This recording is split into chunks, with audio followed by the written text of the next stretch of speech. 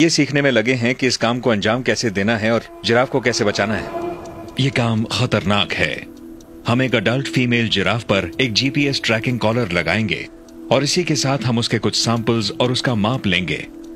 आपको तेजी से आगे बढ़कर उसे रस्सी लगानी होगी। आमतौर पर हम टीम के सबसे तेज और ताकतवर को आगे रखते हैं और उसके लिए हमें नहीं, वो तुम नहीं हो।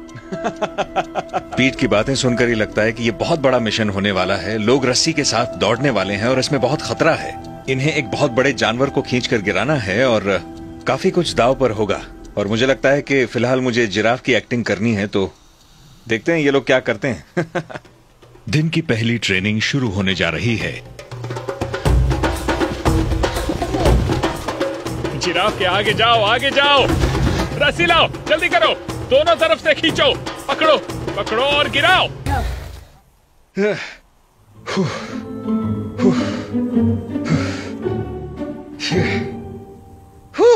जिराफ बनना मुश्किल है काफी।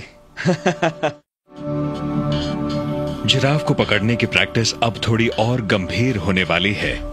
यकीन मानो, मैंने बहुत लोगों को घायल होते देखा है। किसी की जान नहीं गई, मगर किसी का हाथ टूट गया, किसी का पैर, और ये अक्सर होता है। इसलिए सावधानी जरूरी है। इस बार मैं पीछा करने वाली गाड़ी चलाऊंगा और जिराफ कोई और बनेगा।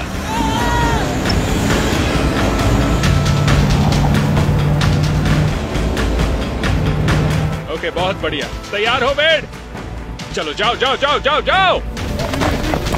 और ऊपर, नीचे से जाओ, कूद जाओ।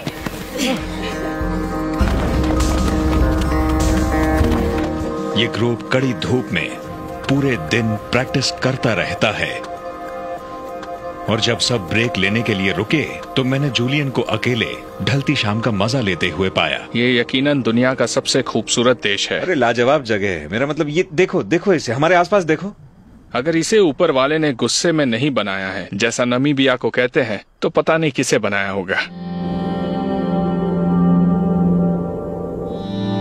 तो एक ऑस्ट्रेलियाई बंदा यहाँ आकर अपना वक्त क्यों लगा रहा है? जिराफ सी क्यों?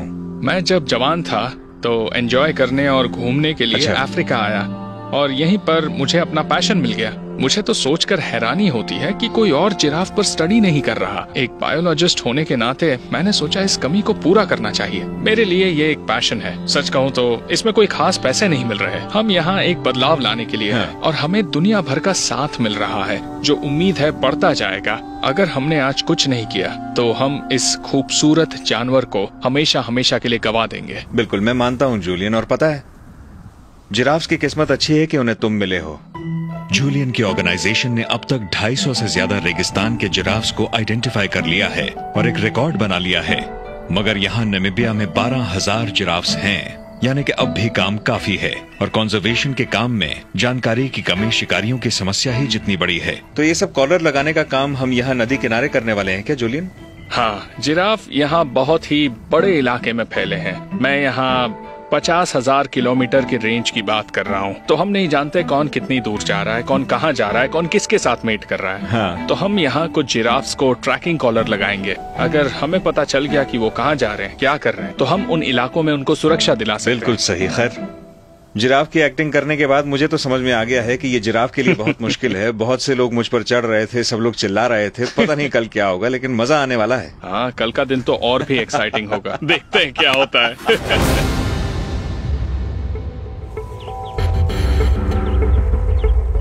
ओके दोस्तों, आज हम असली काम करेंगे। कल हमने इसे मस्ती में लिया, मगर आज ऐसी गलती मत करना। तुम्हारी जान जा सकती है या फिर जिराफ की भी जा सकती है। बेवकूफी मत करना। जैसा कि हमने युगांडा में किया था, जिराफ को एक जानलेवा बेहोशी की दवाई देकर सुरक्षित जमीन पर लेटाना होगा। सुनकर अजीब लगेगा, मगर हमने देखा है यही सही है। अगर डोज कम हो तो असर होने में टाइम लगता है। हाँ, और जानवर भी थक जाता है। इसलिए हम तो ज्यादा ओवरडोज करते हैं उसे। हम बहुत ज्यादा हेवी डोज देंगे और उसके जमीन पर गिरते ही उसे एंटीडोट देंगे। तो उसे डांट लगाने के बाद अगर वो भाग गया तो वो बेहोश होकर मर सकता है। अब ये इस नई टीम पर निर्भर करता है कि वो जल्द से जल्द जिराफ को गिराएं। आज तो यहाँ काफी कुछ दाव पर है। कल तो इधर काफी सारी प्रैक्टिस चल रही थी, काफी खेल तमाशा हो रहा था, लेकिन आज सब लोग सीरियस दिखाई दे रहे हैं मुझे। गाड़ी में बैठने के बाद हमारा सबसे पहला काम है ट्रैकिंग कॉलर के लिए सही जिराफ को ढूंढना। यही रोक दो।